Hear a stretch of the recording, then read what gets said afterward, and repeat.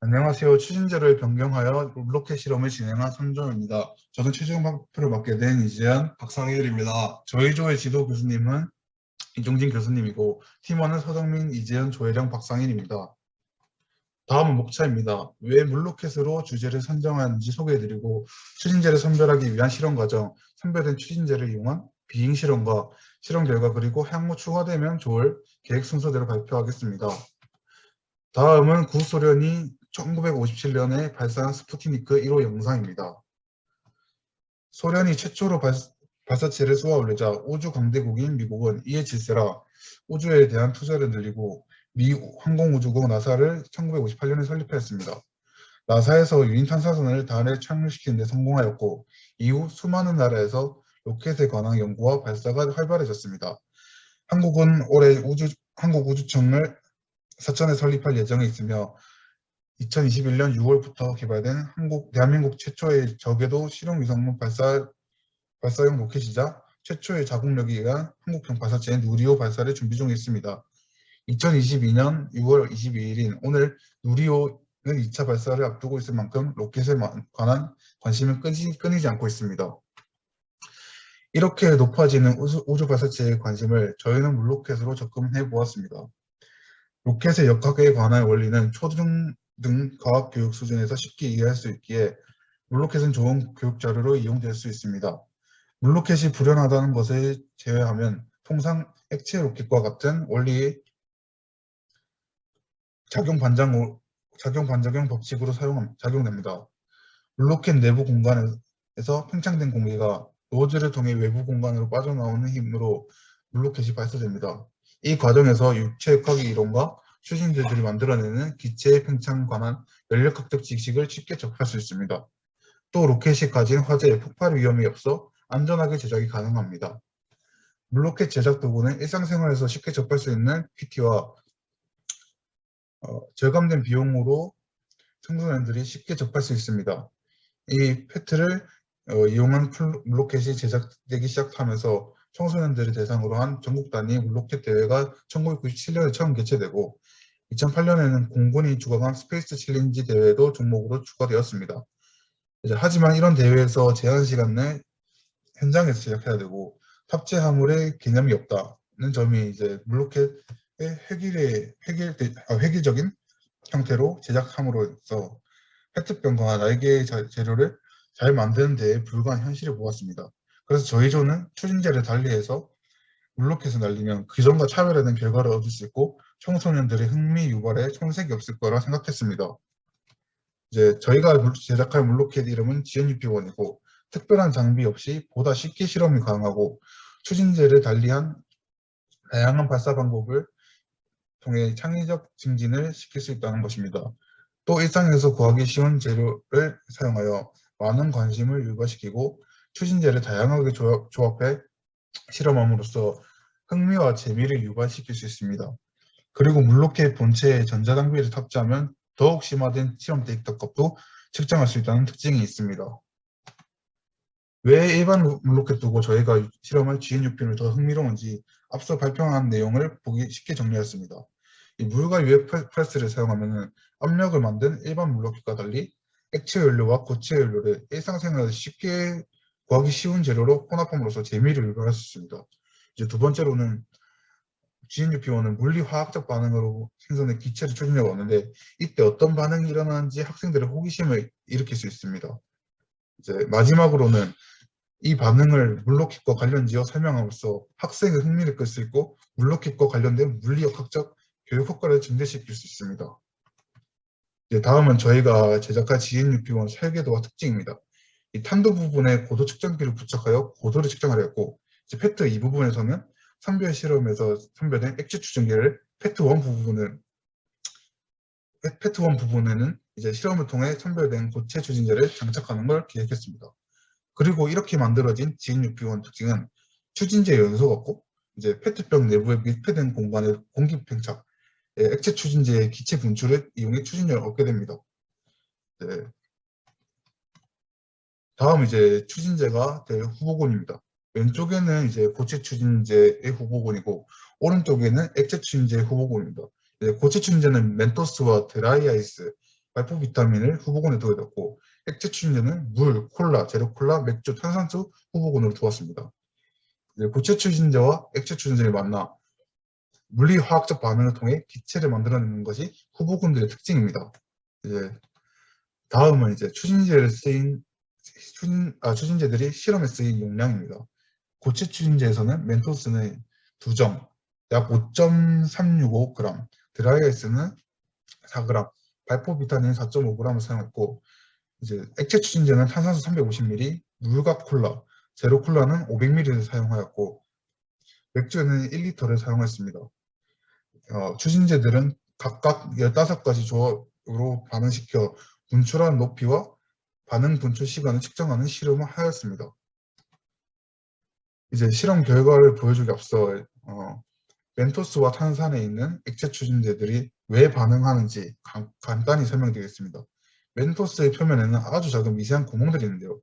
이 구멍들이 탄산 음료와 만나게 되면 탄산 속에 있던 이산화탄소와 굉장히 빠른 속도로 반응을 만들어냅니다. 그리고 멘토스 표면에는 아라비아 고무 성분이 있는데 이 성분이 녹아 나오면서 콜라의 표면 장력을 약하게 만들고, 이때 탄산음료가 부글부글 끓어오르는 핵화 현상이 발생하게 됩니다. 그리고 이번 실험 결과에서 멘토스와 제로콜라의 반응이 제일 컸는데, 이유는 제로콜라 속 아스파탐 성분 때문입니다. 다음은 이제 발포 비타민과 액체 추진제들의 반응 이유입니다. 발포 비타민은 탄산수도 나트륨이 성분이 있는데, 이 성분이 물과 만나게 되면 이산화탄소를 만들게 됩니다. 그래서 발포 비타민을 물에 넣으면 기포가 발생한 것을 관찰할 수 있는데, 이를 탄산에 있는 액체 추진제들과 반응하느니 더 많은 이산화탄소가 기포 형태로 나오면서 거품이 생기는 것입니다. 이제 결과를 분석하기 앞서 드라이아이스와 액체 추진제들은 반응 실험을 하기 폭발 위험이 있어서 이제 드라이아이스의 취급이 어렵기 때문에 고체 추진제 후보에 제외시켰습니다. 이제 이번 화면에서는 고체 추진제인 발포 비타민과 액체 추진제를 반응시킨 실험 결과입니다. 왼쪽에는 액체, 고체 추진제를 반응하여 거품을 만드는 높이와 시간 그래프가 나타난 것입니다. 여기서 파란색 그래프를 주목하면은 발포 비타민과 콜라 추진제들이 만들어낸 거품 기둥이 1.6인메다로 가장 높은 실험을 통해 알게 되었습니다.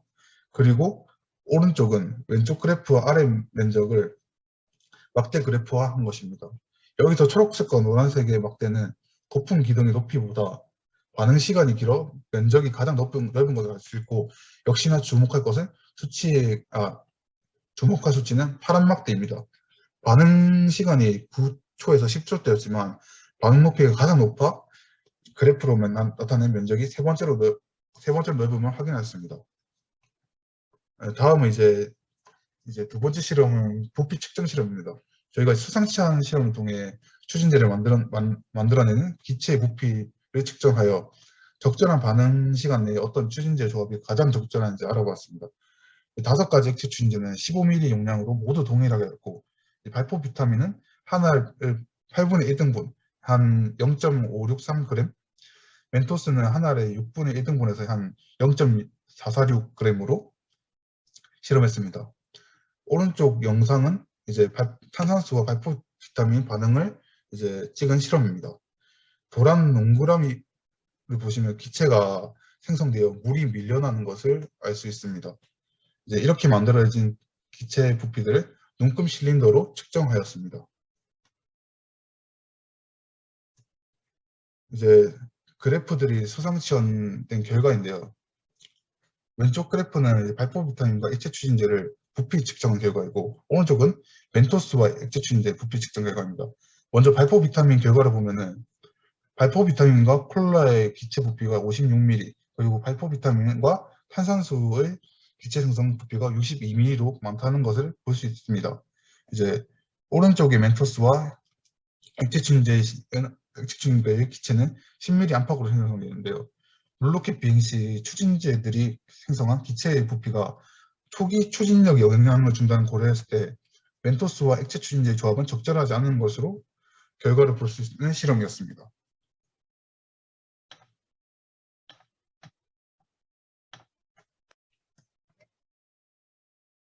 다음은 아두이노입니다.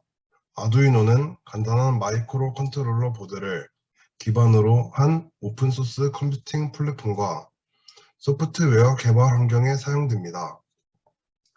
저희는 이를 사용해 추진제들이 만들어내는 압력을 정량적으로 측정할 것입니다. 저희가 실험에 사용할 아두이노와 BMP280입니다.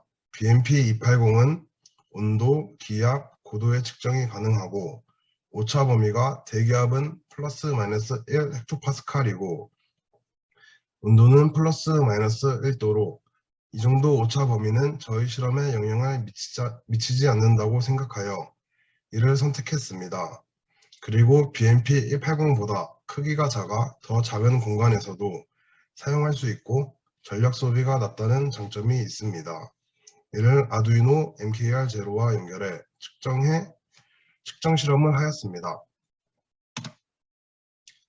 가운데 사진과 같이 측정 실험을 하였습니다.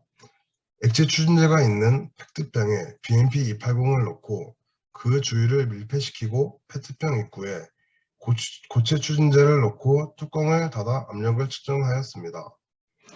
사진의 제일 오른쪽은 압력이 측정되는 화면이고 아래표는 그 실험 결과입니다.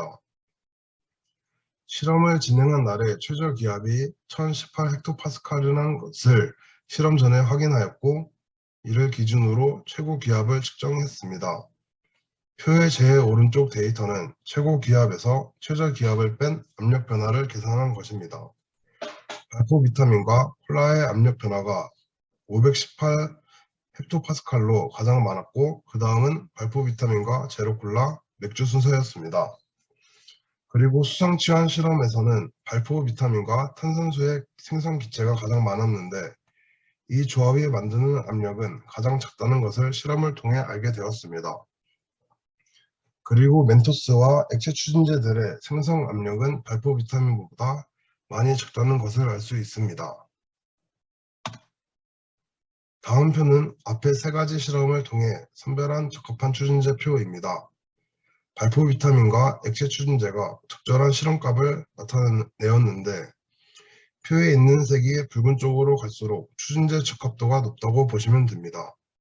발포 비타민과 제로 콜라도 적절한 실험 데이터를 내었지만 콜라와 발포 비타민 조합이 세 가지 실험에서 가장 적절한 실험 결과가 나왔기 때문에 저희는 콜라와 발포 비타민을 최종 추진제로 선별하였고 이를 토대로 물로켓 비행실험 시 데이터 값을 측정할 것입니다. 그리고 물로켓 비행 시 탄두의 모양에 따른 공기 저항이 있을 것이라 생각되어 항력을 최대한 덜 받는 탄두 모양을 고려했습니다. 왼쪽 위의 표는 탄두 모양에 따른 항력을 비교한 실험입니다. 22도씨의 온도에서 속도를 17.6m/s로 동일하게 한 후 항력을 비교한 값인데요. 코니컬 노즈콘은 항력이 0.052N, 엘리프티컬 노즈콘은 0.047N이 나왔고 오기브 노즈콘은 0.048N이 나왔습니다. 그리고 아래표는 노즈콘 형상에 따른 비행거리 변화 분석표입니다. 위의 표에서 항력은 엘리프티컬 노즈콘이 가장 적었지만 오기브 형식과 크게 차이나지 않았습니다. 비행거리는 본 카르만 오기브 형식이 총 3번의 비행실험에서 117.1m로 가장 멀리 비행했기 때문에 본 카르만 오기브 형식과 가장 유사한 탄두를 구매하였습니다. 다음은 GNU-P1의 결합 모형입니다. 탄두를 부착한 본체의 총 무게는 146g이고 높이는 50cm, 로켓의 폭은 9cm입니다. 그리고 초록색 화살표가 있는 부분은 고체 추진제와 액체 추진제가 반응하는 공간이고 노란 동그라미는 노즐이 부착되는 지점입니다. 날개를 부착하려 했지만 그렇지 않은 이유를 다음 실험을 통해 말씀드리기에 앞서 높이 측정에 사용한 트래커 프로그램에서 저희가 사용한 방법을 간략히 소개하겠습니다. 트래커는 물리학 교육에 사용되도록 설계된 동영상 분석 및 모델링 도구인데요. 저희 실험에서는 높이 측정을 도왔지만 움직이는 물체의 X, Y축에 대한 데이터와 중력 가속도를 구할 수 있습니다. 왼쪽 사진은 트래커 프로그램을 설치한 후 나타나는 화면이고, 저희는 비디오 파일을 불러와 트랙, 스트랙, 교정 도구에서 교정 막대자를 선택하여 영상 속에 1.5L짜리를 높이 기준으로 잡았습니다. 이를 기준으로 몰로켓이 가장 높이 비행한 지점을 줄자를 이용해 측정하였습니다. 앞에 물로켓 본체를 쏘아 올리기 전에 작은 로켓을 만들어 점검 발사를 실시했습니다. 탄도와 날개가 모두 부착된 미니 GNU P1의 무게는 117g이고 액체 추진제는 250ml, 고체 추진제는 8.6g을 사용했습니다. 트래커를 사용해 측정한 비행 높이는 0.21m입니다. 추진제들이 만들어내는 추진력에 비해 날개 무게가 너무 무거워 비행 높이가 낮다는 생각을 하였고, 수직 발사 최고 고도를 측정하려는 저희는 날개가 필요 없다고 판단하였습니다. 그래서 미니 GNU P1의 날개를 떼고 액체 추진제 용량은 250ml로 고정, 고체 추진제 두 알을 사용해 비행 높이를 측정하였습니다. 날개를 떼니 무게가 가벼워져 두 알 시 비행 높이 1.323m가 나왔고, 고체 추진제 양을 늘리니 비행 높이가 비례하며 높아지는 것을 알 수 있었습니다.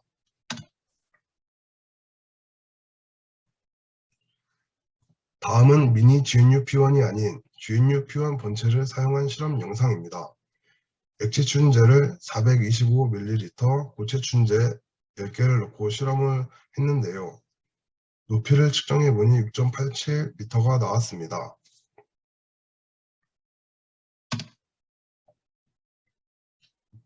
그리고 다음 표는 앞과 같이 실험한 결과입니다. 위의 표는 고체 추진제의 양을 5개로 고정하고 액체 추진제를 375, 475, 575ml씩 쏘아 올린 실험값입니다. 375ml에서 475ml가 되었을 때 비행 높이가 비례하며 높아져서 액체 추진제 양과 비행 높이가 비례할 것이라는 예상을 했는데, 575ml를 넣으니 비행 높이가 3.854m로 낮아졌습니다. 이를 통해 액체 추진제의 양이 증가함에 따라 물로켓의 무게가 전체적으로 무거워져 추진력은 증가했을지라도 무게가 비행 높이에 영향을 준다는 것을 알 수 있었습니다. 그래서 액체 추진제를 475ml로 고정하고 고체 추진제의 개수를 늘려가며 비행 높이를 측정해 보았습니다. 고체 추진제를 21.5g, 25.8g, 30.1g씩, 즉 발표 비타민 개수를 5개, 6개, 7개로 늘려가며 실험을 진행했습니다. 액체 추진제를 고정하고 발포 비타민의 개수를 증가시키며 실험한 결과 비행 높이가 비례하여 높아짐을 확인하였습니다.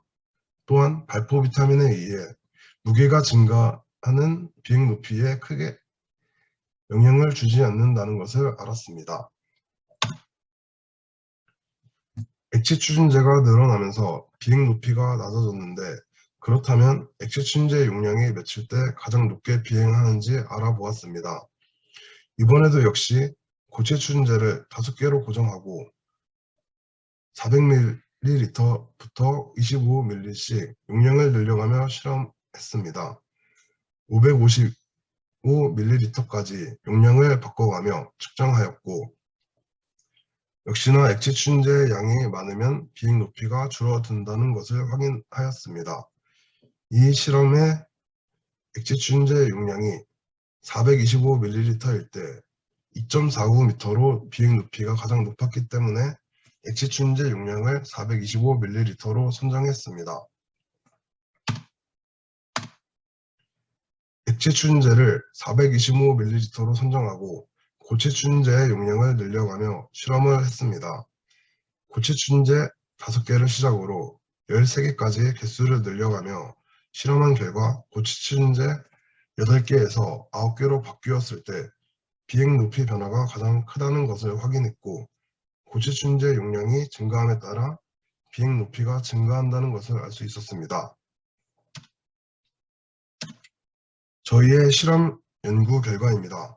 추진제 선별 실험을 통해 액체 추진제로는 콜라, 고체 추진제로는 발포 비타민이 선정되었고, 이를 바탕으로 비행 높이를 측정하며 이들의 경향성을 파악해 보았습니다. 내부 압력 변화가 가장 큰 추진제의 비행고도 높이가 제일 높았고, 두 번째로는 고체 추진제가 5개일 때 액체 추진제의 용량이 425ml의 비행 높이가 가장 높다는 것, 고체 추진제의 개수를 늘릴 때 8개에서 9개 구간에서 비행 높이 변화가 가장 크고 그 후로는 변화폭이 그리 크지 않다는 것을 알 수 있었습니다. 그리고 액체 추진제의 용량과 비행 고도는 비례하지 않다는 것이 저희의 실험 결과입니다. 향후 진행되면 좋을 실험은 정해진 추진제들의 용량의 일반 물로켓처럼 날개를 부착해 보는 것, 그리고 재질에 따라 날개의 무게가 달라지니 날개의 경량화를 해보는 것입니다. 그리고 물로켓 본체 안에 3축 가속도 모듈과 블루투스 모듈을 활용하여 비행 높이 X, Y, Z축의 정보를 수집하여 더욱더 구체적이고 심층적인 교육 영상 자료를 제작하는 것이 저희의 향후 계획입니다. 이상으로 발표 마치겠습니다. 긴 시간 발표에 집중해 주셔서 감사합니다.